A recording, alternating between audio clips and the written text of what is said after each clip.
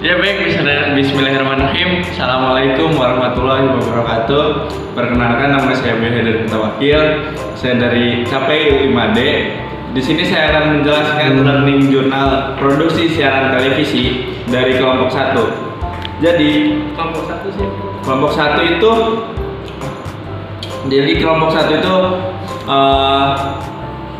ada 3 anggota, yaitu Siapa aja tuh Bang? Sylvia Fauzia, yang kedua ada Alda, yang ketiga ada saya sendiri, Behedar Tawakil. Nah, kita masuk ke pembahasan. Jadi pembahasan itu dibagi menjadi 4. Yang pertama ada latar belakang, yang kedua ada konsep dasar televisi, yang ketiga ada karakteristik televisi, yang keempat ada sejarah penyiaran televisi dan regulasinya di Indonesia. Sebutin dong satu-satu apa aja tuh Kak Abiu. Oke. Yang pertama ada latar belakang.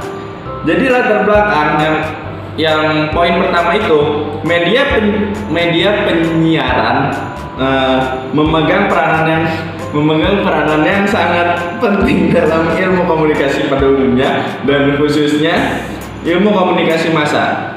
Nah, poin kedua adalah media penyiaran yaitu radio dan televisi merupakan salah satu bentuk media massa yang efisien dan mencapai audiensnya dalam jumlah yang sangat banyak. Jadi poin ketiga ada penyiaran sendiri. Penyiaran sendiri adalah kegiatan pemancar luasan siaran melalui sarana pemancar dan atau media lainnya untuk dapat diterima secara serentak dan bersamaan oleh masyarakat dengan perangkat penerima siaran. Poin keempat yaitu televisi adalah sebuah media telekomunikasi terkenal yang berfungsi sebagai penerima siaran gambar, bergerak beserta suara, baik itu yang monokrom atau bisa kita sebut dengan hitam putih maupun berwarna. Gitu. Kalau misalkan selanjutnya ada apa lagi nih pembahasannya Kak Abiu? Oke. Jadi yang kedua adalah tujuan. Dari uraian di atas, maka tujuan dalam pembahasan materi kali ini adalah untuk mengetahui beberapa poin-poin penting dalam mata kuliah ini. Di antaranya, poin pertama, konsep dasar televisi, yang kedua, penyiaran televisi, yang ketiga, sejarah penyiaran serta regulasinya di Indonesia. Untuk yang kedua, ada konsep dasar televisi. Konsep dasar televisi, poin pertamanya yaitu R. Maladi merupakan seorang penggagas awal. Didirikannya stasiun televisi pada tahun 1952. Poin kedua, menurutnya keberadaan stasiun televisi akan berguna untuk sosialisasi pemilihan umum 1955 mendatang. Dan juga poin ketiga, pada dasarnya aktivitas manusia sehari-hari sangat dekat dengan dunia penyiaran. Dunia penyiaran, kemajuan teknologi penyiaran dan era analog ke era digital semakin membantu manusia dalam memenuhi kebutuhan akan informasi. Poin keempat yaitu siaran baik radio maupun televisi berkembang menjadi komoditi dengan sasaran khalayak sebagai konsumen. Yang ketiga ada karakter televisi. Jadi karakter media penyiaran. Karakter media penyiaran terbagi menjadi 3 bagian. Apa aja sih karakternya itu Kak Abiu, boleh disebutin gak satu-satu? Oke.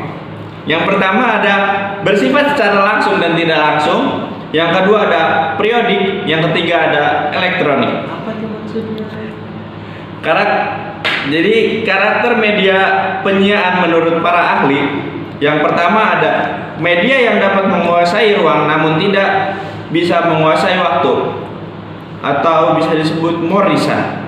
Yang kedua ada teknologi sistem yang dirancang untuk kepentingan transmisi dan penerimaan sebagai proses abstrak. Yang ketiga ada media penyiaran dapat menjangkau banyak khalayak bahkan dalam wilayah yang terbatas. Karakter televisi menjadi 3 bagian, yaitu ada audiovisual, yang kedua ada berpikir dalam gambar, yang ketiga ada pengoperasian cara kerja yang sangat kompleks, dan yang keempat ada sejarah penyiaran televisi dan regulasinya. Sejarah penyiaran televisi di Indonesia. Poin pertama adalah Televisi Republik Indonesia atau bisa disebut TVRI memulai sejarah televisi Indonesia dengan disiarkannya sebagai stasiun televisi. Sebagai stasiun televisi pertama Indonesia di tahun 17 Agustus 1962. Poin kedua ada memasuki tahun 1980, TVRI memperkenalkan TVRI nasional dan TVRI lokal dengan saluran dan konten lokal dan dari beberapa provinsi di Indonesia. Adanya perkembangan poin yang ketiga, adanya perkembangan ini menimbulkan peluang hadirnya stasiun televisi baru seperti RCTI, SCTV, TPI, Indosiar, Antv, Trans TV, Metro TV, Global TV, La TV, dan TV 7. Poin keempat,